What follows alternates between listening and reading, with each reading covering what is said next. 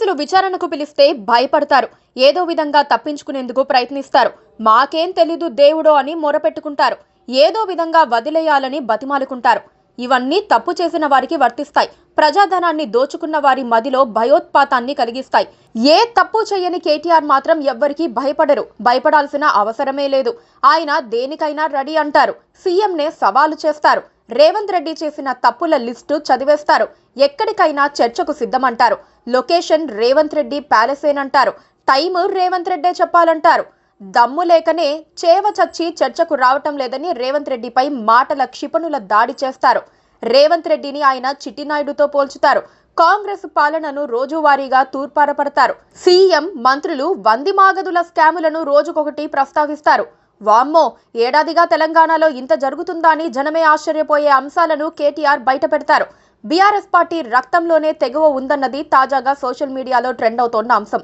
నీళ్లు, నిధులు, నియామకాల్లో తెలంగాణకు న్యాయం చేసే దిశగా పుట్టిన బీఆర్ఎస్ పార్టీ ఆవిర్భావం నుంచి ధైర్యంగా పోరాడింది. ఎన్నో ఆటుపోట్లను ఎదుర్కొంది. కేటీఆర్ పార్టీ కార్యనిర్వాహక అధ్యక్షుడైనప్పటి నుంచి మరింత వేగం పెరిగింది. ఎక్కడైనా ఎప్పుడైనా కార్యకర్తలకు అందుబాటులో ఉండే నేతగా కేటీఆర్ పేరు సెటిల్ అయిపోయింది. హైదరాబాద్ పారిశ్రామిక అభివృద్ధి, తెలంగాణ సంక్షేమం అభివృద్ధిలో కేటీఆర్ కీలక బాధ్యత నిర్వర్తించారు. ఒక విజన్ ఉన్న యువనేతగా ఆయనకు పార్టీలోనూ బయట మంచి ఫాలోయింగ్ ఉంది.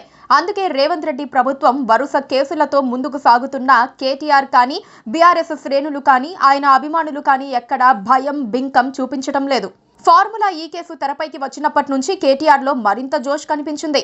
కేసు ఏమవుతుందోనని భయపడాల్సిన బీఆర్ఎస్ వర్కింగ్ ప్రెసిడెంట్ ఇప్పుడు ఎంజాయ్ చేస్తున్నారు. ఎందుకంటే సీఎం రేవంత్ రెడ్డి తప్పులో కాలేశారని ఆయనకు తెలుసు. లొట్టపీసు కేసును పట్టుకొని గోదావరి ఈదాలని కాంగ్రెస్ ప్రభుత్వము, సీఎం, మంత్రులు ప్రయత్నిస్తున్నారని ఆయన ఎద్దేవా చేస్తున్నారు. కేటీఆర్ లో కనిపిస్తోన్న కాన్ఫిడెన్స్ పార్టీ వారిలో మరింత ధైర్యాన్ని నింపుతోంది. క్షేత్రస్థాయిలో కాంగ్రెస్ పెడుతోన్న అన్ని ఇబ్బందులను మర్చిపోయి ఇప్పుడు లక్షల సంఖ్యలో పార్టీ శ్రేణులు కేటీఆర్ వెంట నడుస్తున్నారు. ఏసీబీ విచారణకు వెళ్లే సమయంలో సైతం నవ్వుతూ కారెక్కి వెళ్లిపోయిన కేటీఆర్ ను చూసి పార్టీ శ్రేణులు కేరింతలు కొట్టారు. 9 గంటల విచారణ తర్వాత ఆయన బయటకు వస్తుంటే వారిలో ధైర్యం మరింతగా పెరిగింది. కేటీఆర్ ను 50 ప్రశ్నలు వేసిన ఏసీబీ చివరకు కొండను తవ్వి ఎలుకను కూడా పట్టలేక అబాసుపాలైంది. ఇక మీరు వెళ్ళొచ్చు అని వదిలేసింది. తనను అరెస్ట్ చేసేందుకే పిలిచారనుకుని ఏసీబీ కార్యాలయానికి వెళ్లిన కేటీఆర్ కు కూడా అది ఆశ్చర్యకర పరిణామమే అయ్యింది.